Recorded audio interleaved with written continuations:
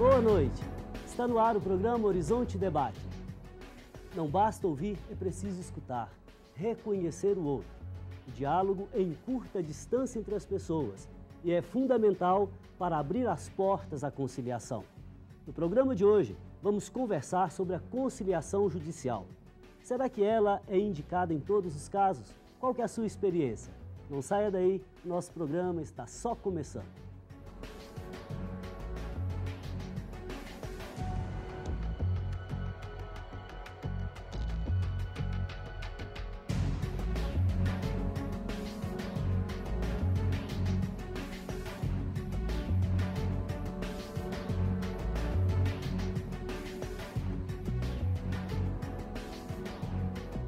Participam conosco hoje o advogado da Associação de Defesa do Consumidor Protef, Daniel Revetria Braz, a juíza do trabalho e professora da Faculdade de Direito da UFMG, Adriana Sena, e o psicólogo e psicanalista José Ribeiro Moura.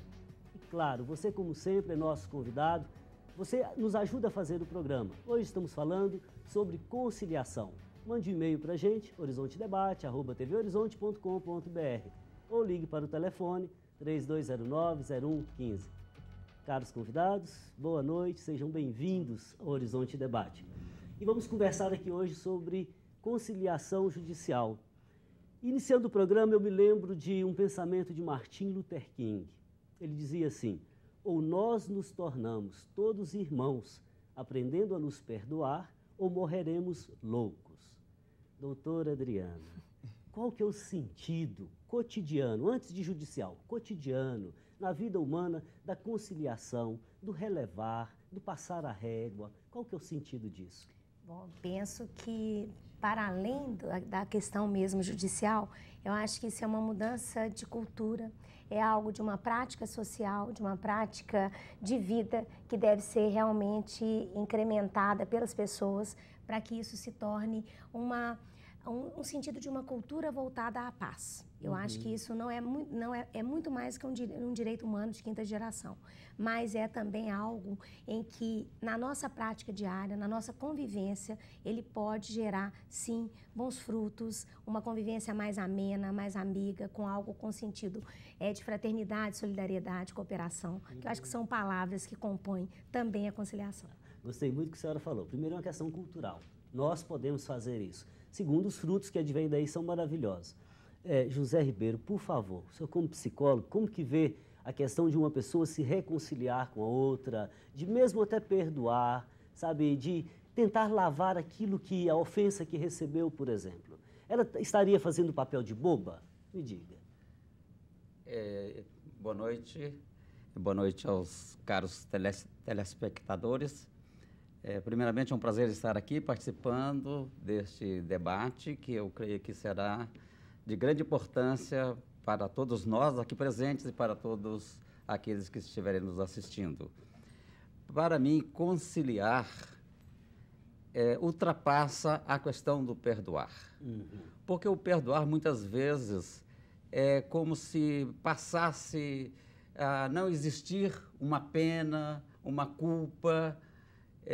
E conciliar, para mim, é promover o entendimento entre as pessoas, promover a compreensão, e se não puder haver a aceitação mútua, pelo menos a compreensão e pelo menos a disposição para aceitar a outra pessoa como ela é, nos seus defeitos, as suas dificuldades, e que muitas vezes, em determinado momento, ela sentiu com os ânimos acirrados, ela perdeu o controle e cometeu algum deslize, quer seja por palavras ou por ações, e cometeu alguma coisa que desagradou, ofendeu ou magoou a outra pessoa. Então, conciliar, para mim, significa promover o entendimento dessas pessoas e, mais do que isso, promover o respeito pelas falhas, pelo fato do ser humano ser humano. Mesmo porque todo mundo erra, né?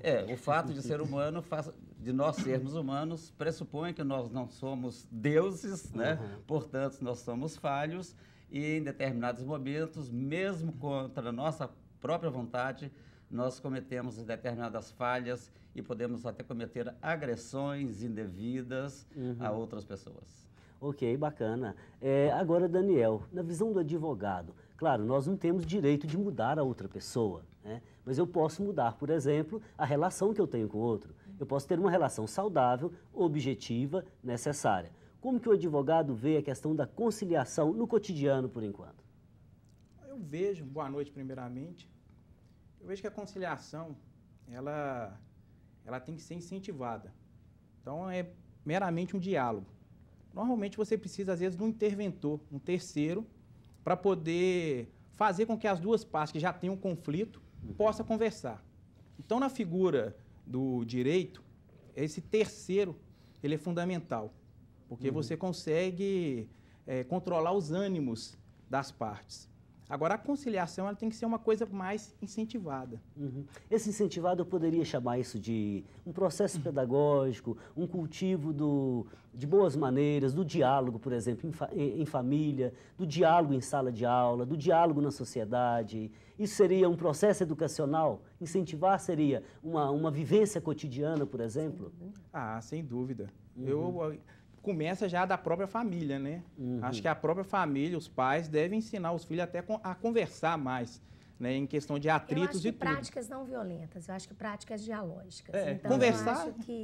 Eu acho que passa muito para você ter uma mudança de cultura, uma mudança. Tá bom, então. Eu acho que passa por você, como você mesmo colocou no início, uma questão do diálogo. Tá. Então nós vamos fazer esse exercício aqui hoje, juntamente com você que está aí de casa assistindo a gente e que vai telefonar para nós, que vai passar o e-mail dando a sua opinião, relatando a sua experiência. Então nós vamos fazer esse exercício do diálogo aqui. Eu estou com um psicólogo e psicanalista, uma juíza e um advogado e eu sou padre. Então nós temos horizontes de vida bem distintos, mas nós vamos dialogar sobre esse tema. Então, doutora Adriana, do ponto de vista do direito agora, o que é conciliação judicial? Como que funciona? Bom, como o doutor Daniel tinha dito, né, dentro do mundo jurídico, dentro do poder judiciário, a conciliação ela é feita por um terceiro, que pode ser um conciliador leigo, como acontece na justiça comum, na justiça estadual e na justiça federal, ou pode ser, como é na justiça do trabalho, um juiz. Então, esse terceiro, ele vai conduzir o processo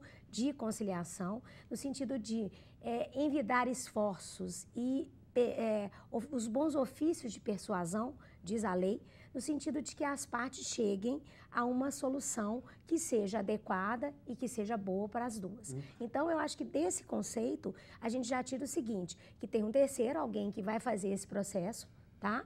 E que, na realidade, o acordo quem vai fazer é das partes.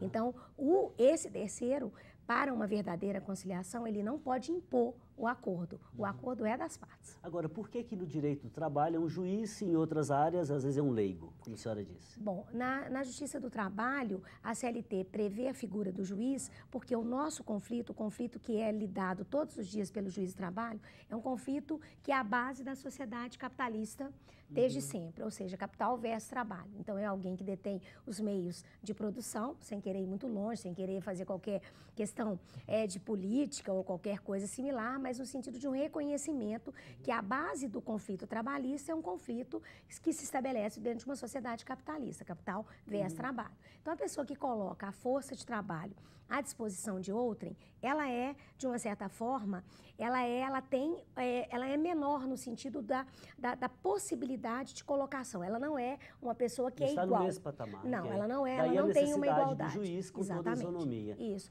O juiz seria, na realidade, um equalizador dessa desigualdade das partes. Você quer falar, Daniel, por favor? A questão do judiciário, até tem a figura maior do conciliador, desse terceiro para poder direcionar os trabalhos, né? E o conciliador no judiciário, ele pode opinar, pode direcionar um caminho para poder as partes se conciliarem, diferente de alguns órgãos fora do Poder Judiciário que também tem um sistema de conciliação e mediação. Então, é bem mais tranquilo no Judiciário você ter um conciliador que já tem conhecimento técnico sobre o assunto e conhecimento também de mediações. Ok, bacana. Antes de ir para o intervalo, dá tempo de mais uma, José, por favor. Qual que é o valor de a pessoa controlar a sua emoção no momento ali cara a cara da conciliação? É fácil controlar a emoção? Depende de cada pessoa, né? Mas esse controle emocional, ele depende muito do treino que a pessoa vai fazendo e também do respeito que ela tem por si mesma e pelo outro. Então, esse autocontrole, esse autodomínio, esse equilíbrio emocional é indispensável para que haja compreensão entre as partes. Porque se um começa a agredir o outro, então vai aumentar a possibilidade do conflito, quase que se tornarem aí, tirar armas para atingir outra pessoa, né? Mas eu acho que o equilíbrio emocional ele pode ser desenvolvido e desenvolvido em todos os lugares, porque em todos os momentos, quer seja no trânsito, quer seja na garagem da nossa casa, quer seja em um grupo, é necessário haver o respeito e a compreensão de que você tem direitos e deveres, e o outro também os tem. Nós vamos retomar essa questão do controle emocional, do aprendizado, desse cultivo salutar para a vida em sociedade no próximo bloco.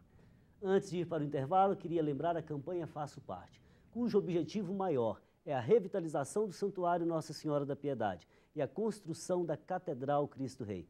Bom, eu já faço parte, faça parte você também, ligue para a nossa produção.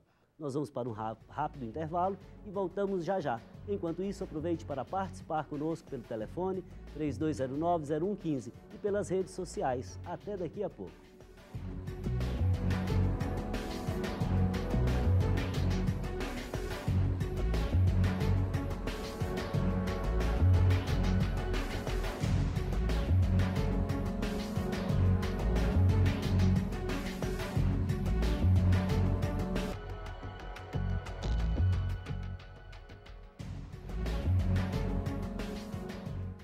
Estamos de volta, hoje falando sobre a Semana Nacional de Conciliação. Já participou? Conseguiu conciliar? Então participe, relate a sua opinião, sua história. Nosso e-mail é horizontedebate@tvhorizonte.com.br ou ligue para a nossa produção 3209-0115. Retomando o nosso salutar debate, nosso exercício dialogal, eu volto com o Daniel. Quais são os pontos positivos de uma conciliação judicial e alguns supostamente paradoxais ou até mesmo negativos? Eu entendo que a conciliação ela tem que ser algo, como eu falei no começo, incentivado. A conciliação ela não pode ser algo induzido. E no judiciário, isso está acontecendo no momento pelo acúmulo de ações. Então, os processos são lentos e demorados. Isso pode favorecer uma conciliação induzida. A parte ela se vê necessária a fazer um acordo porque ela pode ter um prejuízo com o decorrer do tempo. Então, ela se sente prejudicada e é obrigada a aceitar, normalmente, propostas... Agora, quando acontece algo assim, o sujeito é obrigado, qual que é o resultado disso? É ressentimento, não é não? Ele arrasta aquilo pela vida fora. Arrasta. Então, é preciso pensar. Desculpa, eu não sou do direito, não.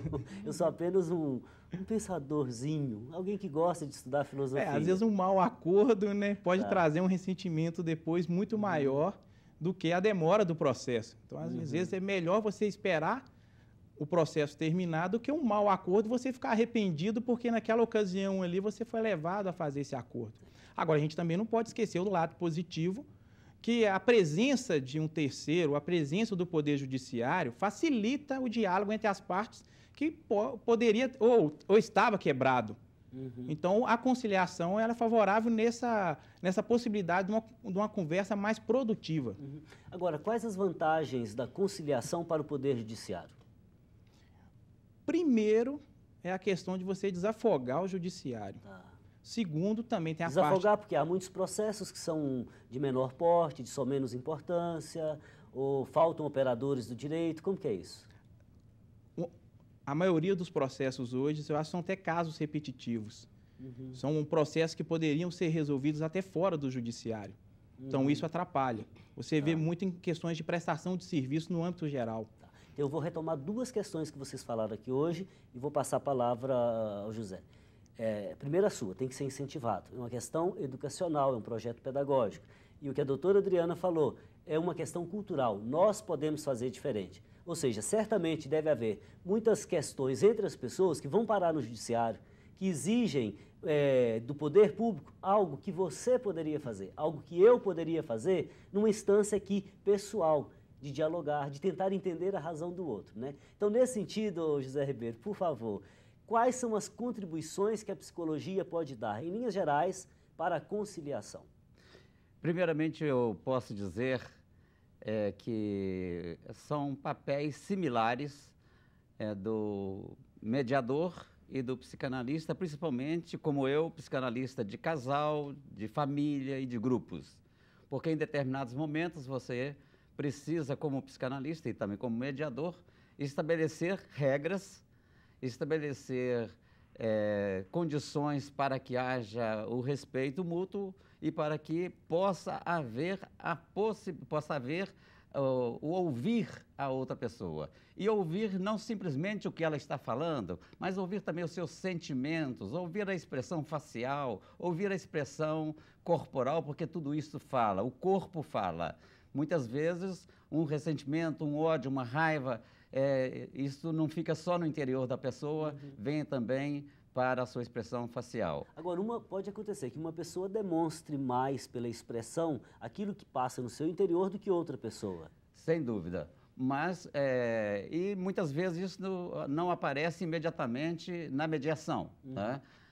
Porque um trabalho de psicanálise em grupo, por exemplo, é um trabalho de mediação, porque em determinados momentos pode alguém pegar uma pessoa, alguém do grupo, como um bode expiatório e ficar fazendo muitas acusações, perguntas, ou seja, colocando na parede aquela pessoa. Então, é parte do papel do psicanalista fazer com que haja um comedimento nas questões e que a pessoa possa falar dela mesma. E também, eu acho que como o psicanalista, o mediador, ele precisa ter uma aceitação incondicional dos clientes, das pessoas que vêm em busca da sua ajuda. Eu não posso querer que a pessoa transforme antes de chegar ao meu consultório. É através da fala, através do diálogo, através das colocações que ela vai fazer, é que eu vou trabalhar em cima desses dados para poder ela continuar falando dela mesma e nós podemos chegar ao cerne do problema. Evidentemente que um trabalho psicanalítico, em um trabalho psicanalítico pode haver uma demora maior, porque nós não estamos trabalhando propriamente com a cronologia externa, do tempo, mas estamos trabalhando com o tempo interno, com o tempo emocional. E aí cada um, naturalmente, tem o seu tempo, né? Cada um tem o seu tempo emocional e não adianta também apressar, como disse um autor, não adianta apressar o rio, porque ele tem o seu próprio curso e percurso e é necessário haver também o curso emocional, o tempo emocional da pessoa para que seja resolvido de uma vez por todas. Quando o senhor coloca essa questão do tempo, né, esse time interior, isso é muito pessoal. E eu acho que isso tem que ser respeitado como um dado precioso da consciência de cada um. Hoje eu estava em Juiz de Fora, dando uma palestra lá, e num dos corredores havia um pensamento maravilhoso da Gáudia de Spes, que dizia assim, a consciência é o sacrário mais preservado do sujeito humano, né? Doutora Adriana, por favor, a questão da conciliação judicial, ela começa na Justiça do Trabalho. Então, esse pioneirismo, o que ensina para nós? Que legado é esse? Eu acho que isso é uma coisa muito interessante mesmo de colocar, porque a Justiça do Trabalho é pioneira nesse tema de conciliação. Desde 1943 e até antes, né, da fase que ela não era judicial, a gente sempre teve esse papel, pelo menos o juiz, né, de tentar a conciliação antes de fazer o julgamento. Então, a CLT ela tem momentos muito específicos para que o juiz, então, faça esse papel desse terceiro que vai buscar a conciliação e, no meu modo de ver, de uma forma muito sábia. Por quê? Porque existe uma conciliação que é feita antes da apresentação da defesa, ou seja, um momento em que não há ainda as armas, né, a paridade de armas, igual os processalistas gostam de falar, a inicial e a defesa estão colocadas. Está colocada a inicial, é um primeiro balizamento para o juiz do que nós vamos tratar. E o resto nós vamos conversar. Foi possível a conciliação naquele primeiro momento sem a apresentação da defesa? Então, vamos lavrar o termo.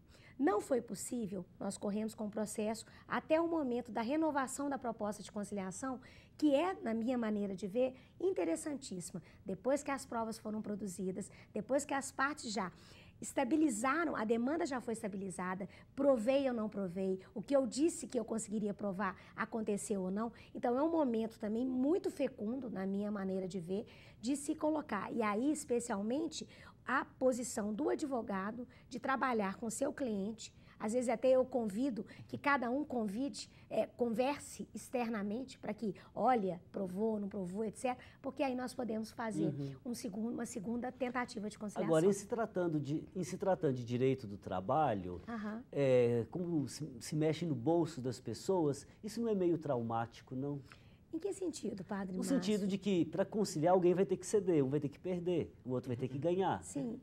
Mas eu acho que quando colocado na perspectiva de que existe um direito e que ele, eventualmente, ele foi lesado e que existe um valor para aquela lesão e que aquela pessoa, ela compreenda, porque eu vejo tanto a mediação quanto a conciliação, que são situações distintas. O conciliador faz proposta. O mediador, ele atua como um facilitador, uma pessoa que amplia um ambiente de diálogo, ele tem que ter confiança. São situações distintas. Então, acho que eu não coloquei bem a pergunta. Não, é só porque a gente trabalhou os dois temas e aí a gente está tentando também um esclarecimento. Eu acho que é muito importante dentro da conciliação o que a gente chama de empoderamento, ou seja, das pessoas terem consciência dos direitos, o que foi certo, o que foi errado. Eu acho que isso é muito bacana. Isso é cidadania, cidadania em processo.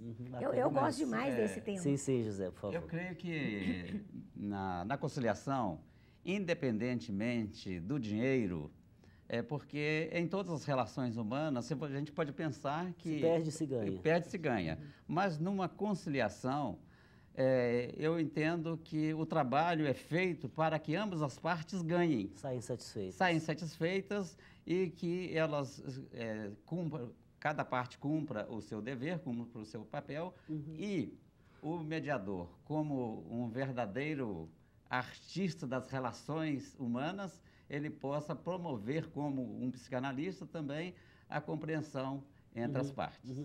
Ok, vou com o Daniel, ainda dá tempo ainda. Comecei o bloco C e vou encerrar. É o seguinte, numa audiência de conciliação que busca um acordo, é necessária a presença do advogado? Eu acho fundamental a presença do advogado, porque o advogado traz uma segurança jurídica. A parte ali está sendo informada por alguém da confiança dela, que aquele acordo é bom ou que aquela proposta que está sendo feita ali pode ser melhorada. Então, a presença do advogado até inibe um arrependimento posterior de um mau acordo. Então, ou seja, ele representa uma proteção, né? Uma proteção. Bom, no próximo bloco eu inicio com você, que quero saber da sua experiência nisso aí. Tem que chamar o intervalo. O Horizonte Debate vai para um rápido intervalo. Aproveite para participar conosco, faça sua pergunta pelo telefone 3209-0115 ou pelo facebook.com/Horizonte Debate TV. Voltamos até daqui a pouco.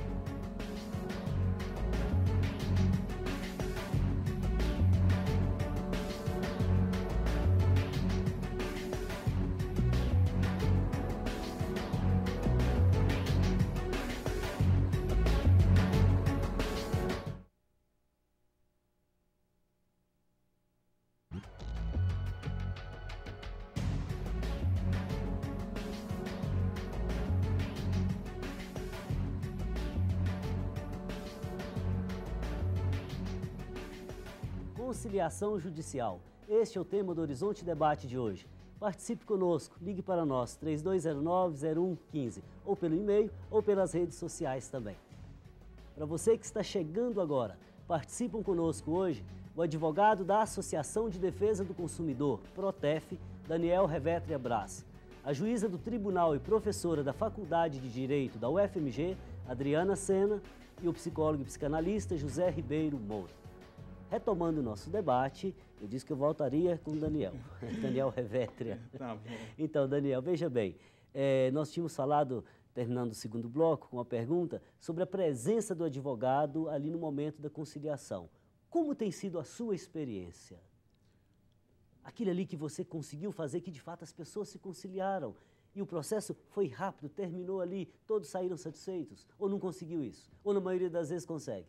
Acho que a maioria das vezes, se você conversa, você consegue. Eu tenho uma experiência de você tentar, às vezes, conscientizar a pessoa que a outra errou, mas que ela está querendo reparar. Então, acho que isso é fundamental. No momento que você começa uma conciliação, sabendo que a outra pessoa está admitindo aquele erro, mas ela quer reconciliar, você passa a abrir mão de parte daquilo que você está querendo. Então, isso facilita. Então, questões, por exemplo, de dívida, recebimento de dívida, normalmente você sabe, você credor, você sabe que a pessoa te deve determinado valor, mas você também tem que ter aquela consciência que naquele momento aquele cidadão não tem condições de pagar tudo. Ou possa te pagar, mas você tem que facilitar. Você tem que passar por alguns princípios para poder aceitar por causa do arrependimento da pessoa. Ela está se propondo a pagar. Então, questões de dívida eu acho mais fácil. Pior, eu acho que é problema de família. Família é mais difícil. Toca nas emoções, nós vamos passar depois a palavra para o José. É porque você já vem com aquilo dali já desgastado antes de começar a conciliação. Mas uma questão. A doutora Adriana falava lá da questão do trabalho. Você coloca aí questão do direito do consumidor. Agora, quais outros processos demandariam, por exemplo, a conciliação? Você já mencionou questão do direito de família. O que mais? Direito de vizinhança. De vizinhança. Isso aí deve ter muita questão, tem né? Bastante. Direito de vizinhança. Isso aí também deve ser difícil de conciliar, não? É difícil porque, normalmente, antes da pessoa procurar o conciliador, já brigou e muito. Então, dificulta mais a conciliação. Normalmente, a parte de mediação ela é mais complicada. Isso vai ser levado depois para o judiciário. Então, acho que o direito de vizinhança ele é mais complexo. Tá certo. Bom, vou passar a palavra lá para o José Ribeiro para perguntar sobre a questão das emoções. Das emoções e depois determinados sentimentos que nós costumamos chamar de cunho negativo. Por exemplo, o orgulho ferido, a vaidade. Isso atrapalha muito na conciliação? As emoções, elas podem ser nossas aliadas ou podem ser nossas inimigas. Nós sabemos que constantemente há muitas guerras no mundo, entre países, entre seitas, entre religiões e entre outros tipos de facções, de grupos. A emoção, ela sendo devidamente controlada em cada momento que a pessoa está vivendo, é uma aliada. Agora, isso precisa, a pessoa precisa cultivar isso em todas as situações. Foi falado aqui anteriormente a respeito do diálogo, da compreensão entre pais e filhos. Eu acho que é muito importante nós dizermos, e para mim, eu escrevi um artigo em que eu procuro abordar a questão da violência na nossa época, e eu atribuo muito a falta da função paterna, ou seja, a função paterna e o processo de violência. Quem que realmente está exercendo a função paterna hoje em dia? E isso, a função paterna não é só do genitor, mas de todas as pessoas que exercem autoridades. E, infelizmente, nós temos algumas autoridades que são maus exemplos e isso influi na formação da personalidade das crianças e dos adolescentes. Mas as emoções, elas são a energia vital. Sem emoção, a vida da pessoa fica sem cor, sem sabor e, podemos dizer, quase que sem luz. Aliás, eu acho que é coisa do passado, né? Claro que existem algumas referências sobre os tipos básicos de temperamento. Bom, acho que ninguém tem um tipo de temperamento só. Mas ali, me lembro no passado de ter lido um livro assim, o temperamento controlado pelo espírito. E ele dizia muito isso, né? A respeito, por exemplo, do temperamento colérico. Ele tem tanta coisa de positivo, tantas possibilidades, mas tem uma série de possibilidades negativas também. Agora, depende do que a gente faz. O senhor falou de uma forma muito madura e experimental, né?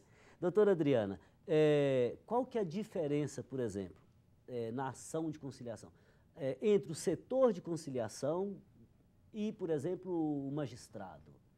Bom, os tribunais que têm setor de conciliação e que atuam, então, com conciliadores ou com juízes leigos, eles trabalham ou dentro de audiência, ou dentro de alguma central, e aí então a pessoa ela é recebida numa mesa ou num espaço de negociação, ou até dentro de um espaço do próprio tribunal, para que essa conciliação seja feita.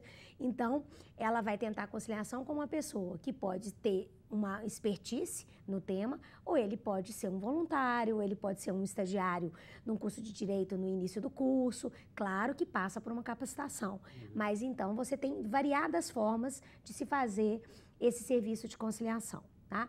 Eu acho que talvez fosse interessante colocar que a Resolução 125 do Conselho Nacional de Justiça, ela criou uma política judiciária, e eu acho que isso é interessante porque eu acho que isso é um divisor de águas para o judiciário.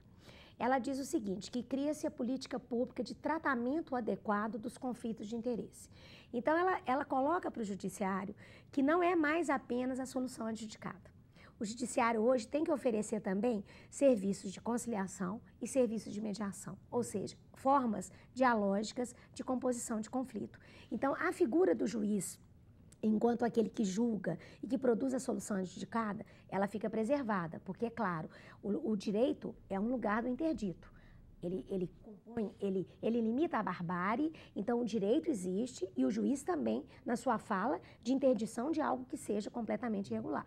Mas é claro, um espaço dialógico anterior, onde as partes possam, elas construir a solução, eu acho que isso é muito interessante e vejo a Resolução 125 com muito bons olhos. Agora, tem uma questão que me inculca um pouco. Até onde vai o limite da conciliação? Até onde o magistrado pode ir? Bom, primeiro ele faz persuasão. Então, ele coloca de forma, pelo menos, ele coloca com uma certa racionalidade quais seriam os riscos, quais seria, por exemplo, no caso especificamente do direito do trabalho, ônus de prova, o que já está provado, o que não está provado. Agora, limite, direitos indisponíveis. Por exemplo, não se aconselha e nem se fala, e eu sou professora da Escola Nacional de Magistratura, nós lá trabalhamos que carteira de trabalho, por exemplo, é algo que não se faz conciliação. Se houve uma relação de emprego, a carteira de trabalho tem que ser, ela tem que ser assinada, porque isso é um direito que gera um direito previdenciário. Outro limite intransponível, a questão que outros ramos do direito trabalham com a questão da violência. Então, por exemplo, eu vejo muitos estudos e muitos escritos que dizem que não há conciliação onde há violência. Então, por exemplo, a próprio Conselho Nacional de Justiça tinha uma campanha de violência à lei. A Lei Maria da Penha. Não há conciliação. Você não vai conciliar com uma pessoa que acabou de te bater. Então, violência contra a criança. Sim, violência contra a criança. Conciliação no momento posterior, onde as partes já estão recompostas, já houve um trabalho da psicologia, da assistência social, etc. É outro momento, mas naquele momento, não. E os direitos que a gente chama também de disponíveis, aqueles de terceiro. O INSS, a questão, por exemplo, de recolhimentos previdenciários, recolhimentos do imposto de renda. Então, esses direitos não são transacionáveis, porque eles são direitos que dizem respeito a... São direitos, têm que ser cumpridos. Sim, que têm que ser cumpridos. Claro. Tá? Ok, olha, surgiram várias palavras aqui hoje. Conciliação, mediação, árbitro. Qual que é a diferença entre cada uma delas, hein, Daniel? Mediação é quando você tem um terceiro que normalmente ele é leigo sobre a matéria que está sendo questionada ali, mas ele tem conhecimento de técnicas. Exceto lá no direito do trabalho, né? Porque a mediação, ela tem um conceito muito amplo. Porque tanto para você fazer uma conciliação, primeiro você tem que fazer uma mediação. Para você participar de um tribunal, por exemplo, de arbitragem, você também já teve uma mediação antes.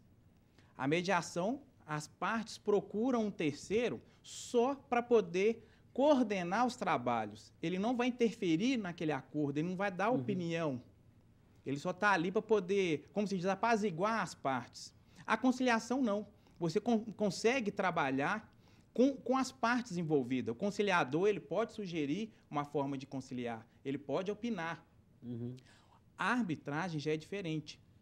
Ele tem que dar uma solução. Ele tem que dar uma solução. Mas o que acontece? Já teve uma mediação antes. Por quê? Porque as partes escolhem o árbitro. Se eu entendi bem, então, primeiro passo nós temos a questão da mediação, vamos amadurecendo. A um dado momento tem um encontro, uma audiência de conciliação.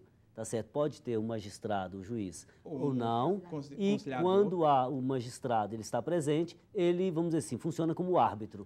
Não colocaria nessa posição. O magistrado seria também... Porque o judiciário trabalha com a figura da conciliação. Tá. A arbitragem, ela fica para pequenos núcleos separados. Entendi.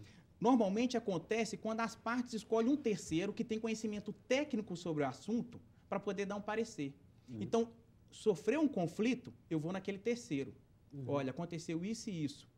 Aquele terceiro vai julgar, sem escutar a opinião das partes. Entendi. Ele está ali para resolver. Então, a arbitragem não é conciliação, no caso. Ok, eu tenho que chamar um intervalo, mas a gente retoma daqui a pouco. Nós vamos para um rápido intervalo e voltamos logo, logo. Aproveite para participar, ainda dá tempo. Horizonte Debate, @tvhorizonte.com.br.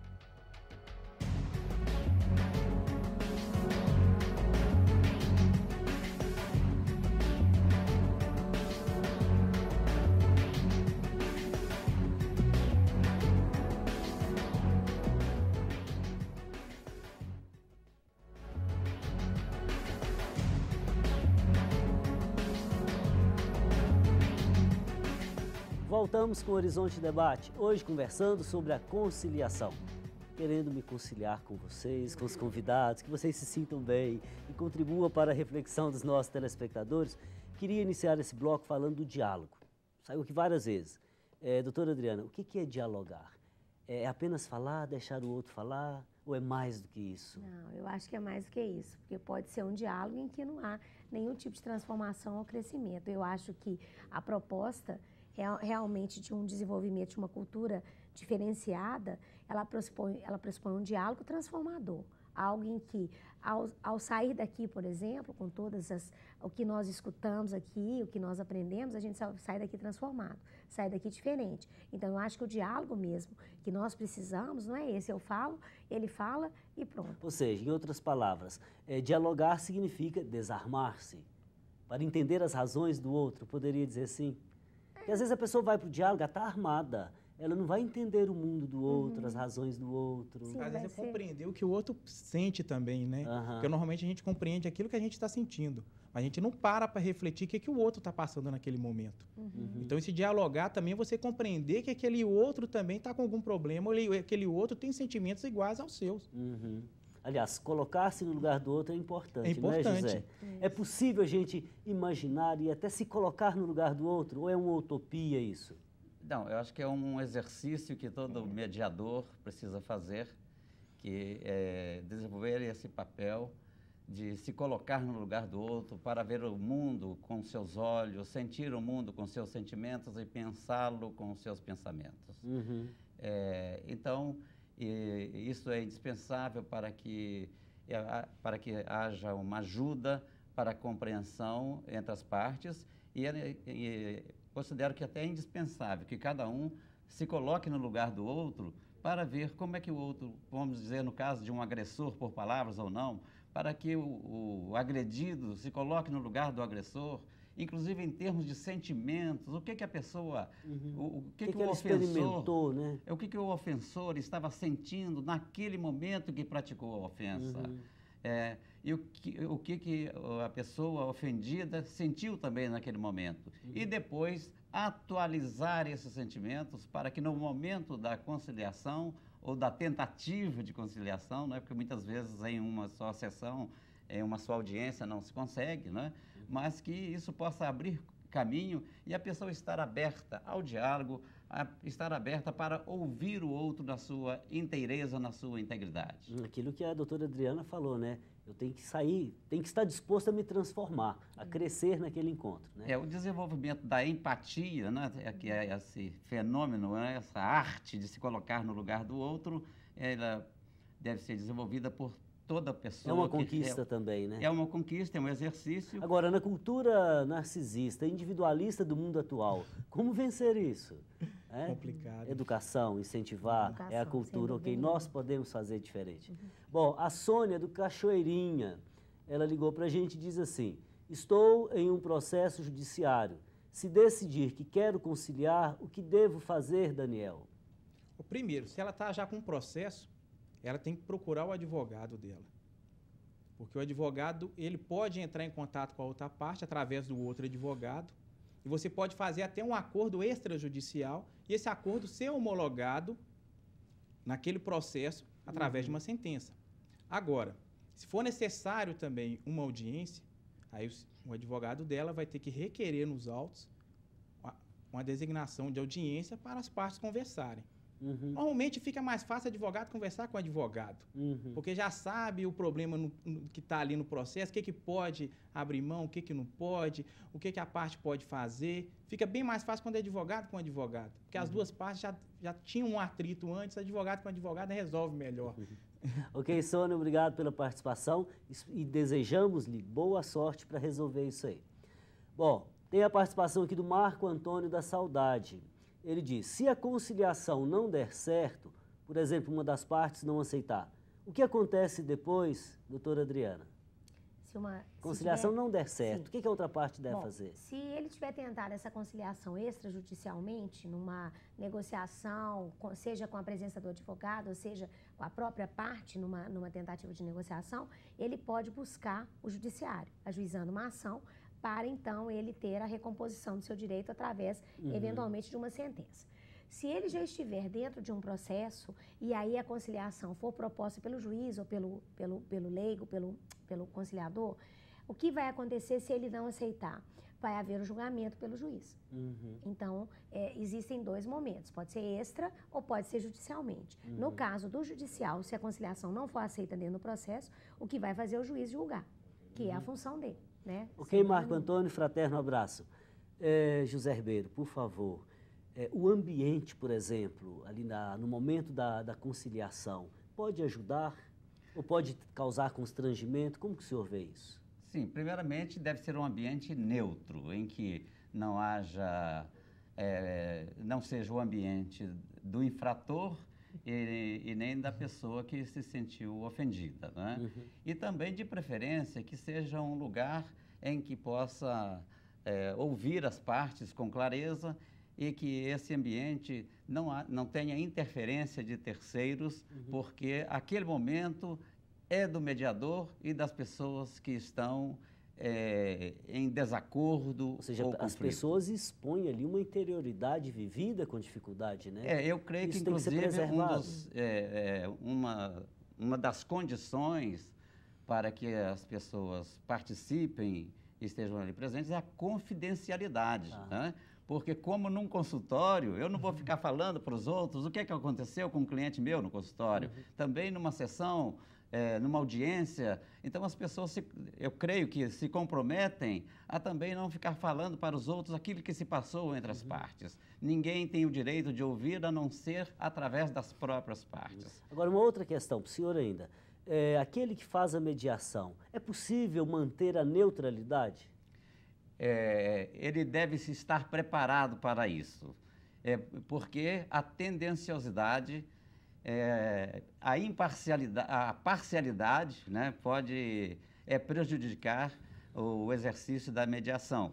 E as partes em conflito, as partes que estão em desentendimento, elas precisam sentir que existe uma pessoa ali confiável, uma pessoa que não está torcendo para lado nenhum, mas que está ali em busca da verdade e, além disso, mais do que a verdade, da compreensão, da paz, da harmonia e, se possível, o amor entre as pessoas. Que bacana.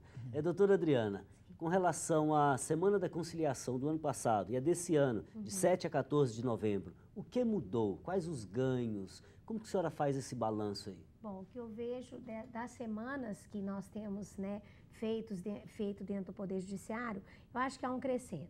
Né? E o que eu vejo é que isso já está incluído no calendário, digamos, da própria sociedade brasileira, a Semana da Conciliação. Isso é uma coisa que você fala e as pessoas já reconhecem isso como algo que acontece dentro do Poder Judiciário. Então, em termos de números, é sempre um crescendo, porque cada vez mais você vem se especializando, você vem aprendendo, né, nessa perspectiva né, pedagógica e transformadora, você aprende e vai fazendo melhor. Então, o que eu acho assim, muito interessante da semana é essa colocação de luz luzes sobre esse tema e sobre essa nova possibilidade de se tratar conflitos dentro do judiciário e que para isso seja para o ano inteiro. Então é simplesmente, digamos, uma iluminação de algo que já se faz no Poder Judiciário brasileiro durante o ano inteiro. Bom, nosso programa está indo para o final. Eu queria ouvir a opinião do Daniel rapidinho a respeito disso aí, desse balanço da Semana Nacional de Conciliação. Como que você vê? Eu acho que esse ano começou a regionalizar também alguns problemas específicos. A gente vê até pelo site do CNJ que em Goiás teve muito problema com o DPVAT, então vai ter muita audiência relativa ao DPVAT.